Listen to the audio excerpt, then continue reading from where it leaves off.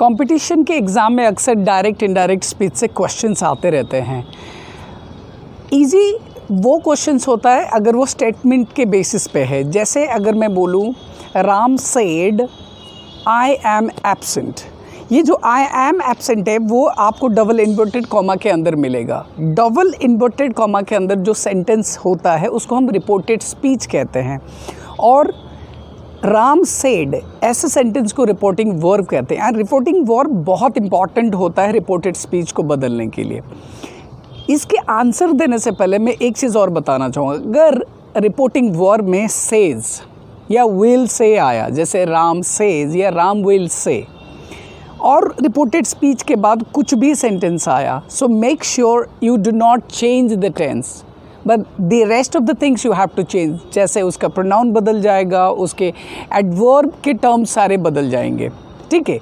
लेकिन अगर क्वेश्चंस ऐसे आया Ram said I am absent, reporting verb past है। Whenever you find reporting verb past or past simple that is in said form, so always remember you have to change everything.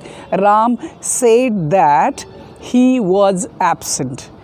Statement questions easy हो सकते हैं, लेकिन अगर आपको interrogative से related सवाल मिल गया, for example Riya said to Rosni, comma inverted comma start, did you complete my homework? Question mark inverted comma and. ऐसे सेंस में बच्चे लोग अक्सर क्या करते हैं, ये लोग रूल्स के हिसाब से जैसा है वैसा बदलते जाते हैं। एक चीज़ याद रखना, जब डायरेक्ट टू इनडायरेक्ट आप करते हो, मेक श्योर क्वेश्चन सेंटेंस हो, इम्परेटिव सेंटेंस हो, एक्सक्लेमेटरी सेंटेंस हो, ये कभी उस फॉर्मेट में नहीं रहना चाहिए। It has to be in statement format. मैंने कहा Riya said to Roshni did you complete my homework.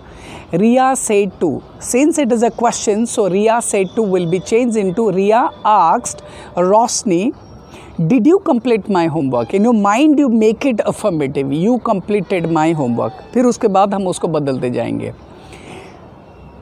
Riya asked Rosni if she had completed her homework.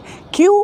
क्योंकि रिपोर्टिंग वर्ब पास्ट है, इन्वर्टेड कॉमा के अंदर जो है वो भी पास्ट है, so according to the rule it will be change into past perfect. याद रखना, अगर रिपोर्टिंग वर्ब पास्ट में है यानी सेड में है, there are certain rules that you have to remember. Present simple will turn into past simple, present continuous will turn into past continuous, present perfect will turn into past perfect, present past simple will turn into past perfect, past continuous will turn into past perfect continuous, past perfect will remain past perfect, past perfect continuous will remain past perfect continuous, will, shall, should, could, whatever it comes, it will be changed into past.